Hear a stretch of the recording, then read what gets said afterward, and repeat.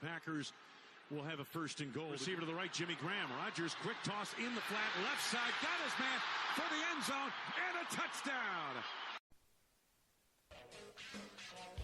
First and Goal podcast on Spreaker.com. And we're now on all your favorite platforms: iHeartRadio, Spotify, Castbox, Google Podcasts, Tumblr, YouTube, and SoundCloud. You can always follow us on Twitter at First and Goal Pod and our Facebook page, facebook.com/First and Goal Pod 33. Get money,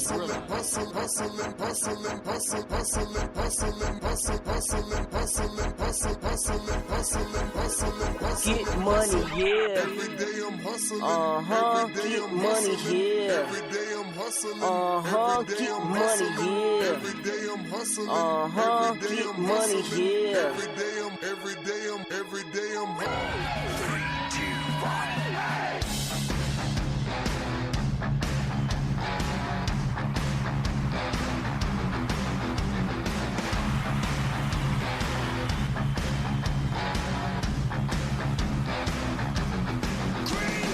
And welcome everybody to another live edition of First and Goal with me, your founder and producer, Jay in the UP, and down in Georgia, your host with the most, Dave.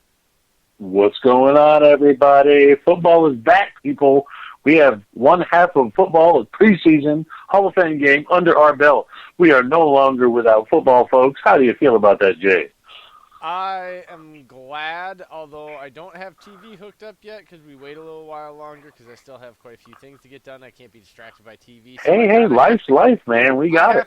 I have to figure out unique ways to get things so I can watch the Packers every week until we hook up the TV the beginning of September. So, unfortunately, I'm not watching this game right now, but hopefully people can clue me in on what's going on because I love football, all of it.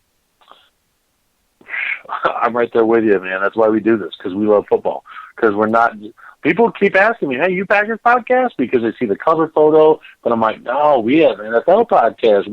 We've had plenty of NFL guests on that, like Russell Baxter, who used to be all the statistics, the NFL historian, Joe Zagorski, who's the NFL historian. I mean, we got plenty of people on who are NFL guys. Oh, yeah.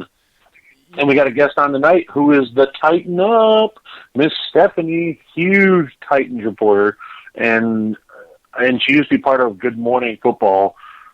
So, I mean, she's got enough fame. We'll let her do a little brag thing later. But there is some stuff I want to get to for NFL news. Oh,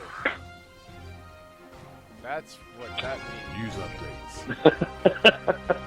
Giving you that little clue. What do you got for news updates today there, buddy? Well, Broncos that are actually playing right now went ahead and signed ex-Lion running back Theo Riddick, and it adds a whole new element to the Broncos running game and the receiving game, because Theo was like a safety net for Stafford, and now Flacco gets him, and I think it could be a very hopeful asset for that offense. Yeah, he might need to work in a little bit over the next couple of weeks, but I think he'll be fine with him being a vet. Also, too, get this. Steven Jackson, we loved watching him, played for the Rams, retired one-day contract. The NFL somehow randomly selected him to do a drug test the day he retired as a Ram. Are you kidding me, NFL? Really? Let the man have his fame. Like, get over it. Like, sorry, there's no random drug testing. That's not as random as they can get. It's a guy that was on a one-day contract. Come on, really? That doesn't it's ridiculous. seem very random to me. That seems very purposeful, and that it's like, for what? I mean, what's the purpose? You're going to pop him and you're going to suspend a retired guy? I mean, I don't get it there. I don't understand the purpose of that. Steven Jackson was the utmost player. He didn't have a problem. That's the thing. There was nothing about him that was bad. So I don't get why there's even a random drug test look there. But moving on, yes, Trent Williams from the Redskins, the Pro Bowl left tackle, has requested a trade And I found out the reason why finally, because it was mysterious, because usually the Redskins and their offensive linemen stick together. Well, back during the season, they found a lump on Trent Williams' head, and the medical staff didn't do any tests or anything, told him, oh, it's probably benign, you're fine. Well, he ended up getting tested after the season was over and found out he had a tumor on his head. I'd be a little pissed with the Redskins too, and Dan Schneider needs to fire his medical staff, because just because they want him to play football over his own health. Like, what if he had gotten the wrong hit in the head, and then next thing you know, he dropped dead on the field because he got hit in that tumor? That's all it takes, folks. And I'm upset with Trent Williams along with him just for this. This goes back to, though, the issue that we keep having is they keep for trying to throw out this narrative that they're worried first and foremost about player safety, and then time after time, we find out that that's not really the truth, and by what their actions do. And I was always taught actions speak louder than words. And it goes to another issue that the NFL fails at, and that goes to the domestic abuse issue. They speak a good game, but time and time again, we see them fail. And the problem is that everybody's saying, well, the NFL isn't a court. It doesn't, why should they do something? Because businesses do stuff all the time, regardless if you're convicted or not, because it hurts the business's chance of making money or the public perception of said business. And right now, you're a little patchy. Those things couldn't be more evident than that. So they're failing. It's just the whole. It's the fact that, like, the whole Tyreek Hill thing, that right there. We're just domestic violence.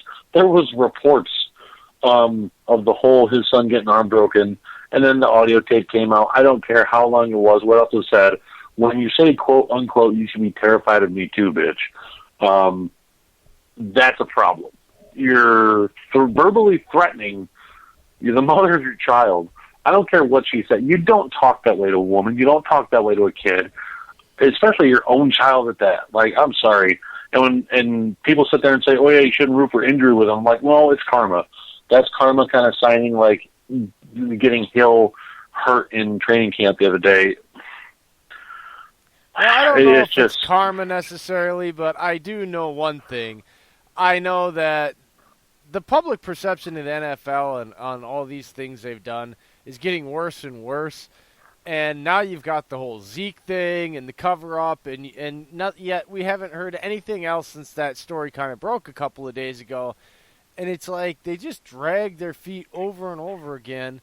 It kind of goes back to a few years ago when an NFL had these issues first come up, and an NBA owner by the name of Mark Cuban said, pigs get fat, hogs get slaughtered, and the NFL needs to watch out and not become a hog. And this next CBA is going to determine a lot, I believe, in a lot of different areas, because some things need to change. They just need to change as far as players, safety, benefits, all that kind of stuff. So we'll find out here shortly in the next couple of years if they actually are interested in putting their money where their mouth is when it comes to certain things.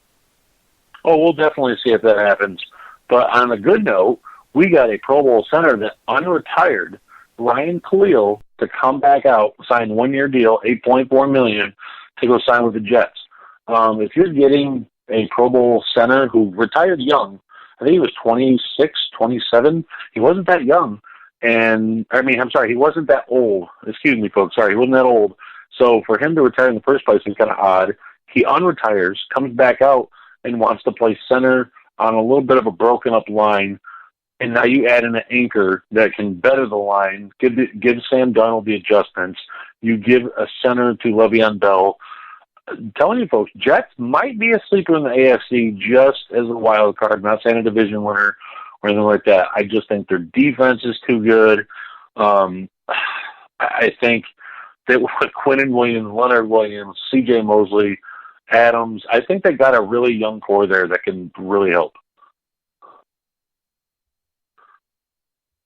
I was listening actually earlier to the Full Monty Football podcast, trying to catch up on the last few episodes there, and he mentioned the Jets quite a bit and talked about, actually having hope that they could actually do something this year. And when you start looking at their roster, at least on paper, top to bottom, yeah, there's holes in some areas that you really would wish there wasn't holes. But they do have some weapons, and they have some pieces and parts that, if it all falls together right, they could have a halfway decent season, So you just don't know with that and the new coach and everything. Although I think Adam Gase is a little more quirky than he is football genius. Let's put it like that. Well, he's quirky, but I think he is kind of a cute. He gave Jay Cutler his best season in Chicago as his OC, and it's hard to kind of get Jay Cutler to tune into football because he didn't give a crap at the time. But Jay Cutler was quirky in his own right too. So I got that. Quirky. But no, I understand that. But what I'm still saying is you can get him to buy in, sure. But I mean, he did take Matt Moore to the playoffs with the Dolphins after Tannehill got hurt. Oh, I didn't say correctly. He's a bad coach. So I don't know if he's quite genius though. I'm not saying you don't have to be a genius. I think Darnold, if he can take the jump that we're all projecting, I think the Jets can be a sleeper as a wild card. That's it. I'm not giving them any more ceiling than that. But it's got to play right, though, because they play in a division where the Bills are getting better, with Josh Allen possibly progressing as well. I mean, and then the Dolphins is like the huge, ruin any type game team where they can go 1-15 and then play the next team. And, oh, look at that. They end your season before you know it, and they kick you out of the playoffs when you're half a game out. That's the Dolphins team right now. But do you got anything else, Dave? Yeah, I do. I actually have a big one. Melvin Gordon requested a trade. You did that already? No. He said he was going to hold out. He said he wanted a new contract. Now he has officially requested a trade. He's put the paperwork in for it. Gordon is a very enticing object for many teams, and a lot of people keep targeting Green Bay and Chicago. They do that every year with every running back that they think might be available on the market, though. I mean, seriously? Well, just think of it. Just listen, because he's still young. He was a Badger, and I'm not a Badger fan. I'm just trying to build a hype up for it. What if they traded Jamal Williams, Josh Jones, and a 7th-round pick to the Chargers? It gives them their hybrid inside linebacker they've been looking for next to Perryman and Thomas Davis for that, and it also gives them a running back to use this year besides Austin Eckler. There's no way, Dave, I'm going to tell you this right now, they're going to want Aaron Jones. You're not getting Melvin Gordon without giving up Aaron Jones, and I'm sorry. That's why you're giving up 2 players in the draft pick. It doesn't matter. You got to think realistically how they work. They're going to want the player that has the higher upside and actually, is more versatile to fit into that offense, because that's the one thing about Melvin Gordon is he's dynamic both in the run and pass game. And I think Aaron Jones just was not given the pass game opportunities because of the pass blocking, which I never understood, because if he's going out on pass routes, it doesn't matter how his pass blocking is. His pass blocking got a lot better last year. It did, but he also didn't get opportunities because of that issue. I mean, it was Mike McCarthy used to talk about it. He wasn't like he would shy away from it. That he always praised Jamal about that. But honestly, and I'm sorry, I just like. And that's another thing, honestly, Monty was talking about. And he was talking about the fact that fantasy football is looking at making a change also, because there's less and less of these feature backs around the league and more backs, backs by committee sort of thing. Like the old New England way is really catching fire. There's more systems that run 2, 3, 4 backs and than there is the featured back anymore. And therefore, that's kind of what Green Bay is building. And so I just think that you end up depending on that feature back, and a guy like Melvin Gordon, I'm a Badger fan. I'm a Wisconsin kid. He wasn't healthy going all the way back to college. He's never been